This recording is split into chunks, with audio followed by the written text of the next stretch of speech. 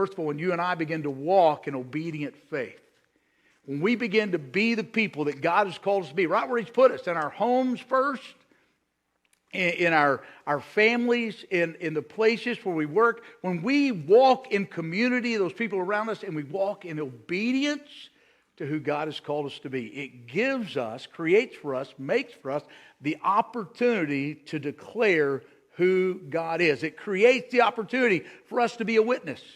And when I stumble, and I do stumble, and when you stumble, when we don't live like we're supposed to live, when we know the right thing to do, just like we prayed this morning, Lord, I don't always listen to your voice. I hear it, but I don't always listen to it. And when those moments happen, when we stumble and we stumble into sin, what happens is we lose our opportunity to witness.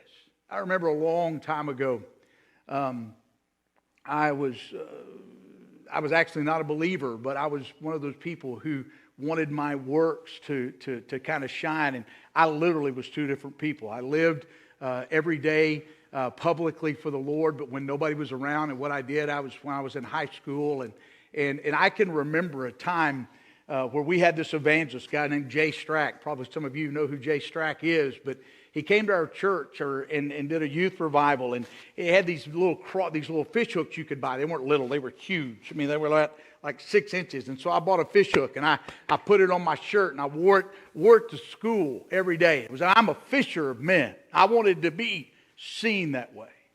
And I remember being in class sophomore year, and somebody asked me, "Hey, Brewer, what's that fish hook mean?" I was a teacher it was our science class, and she didn't believe in God. And she's like, "Don't you answer that question." And I said, "It means I'm a fisher of men." Fast forward to get through the football game Friday night. We're having our bonfire party like we normally do. And I'm at that party with all the other kids who don't believe and live and go to church. And I remember one of my friends looked across that fire from me and he said, "Guess that hook really doesn't mean much, does it?" You see, when you and I stumble into sin, we lose the opportunity to be the witness that we've been called to be.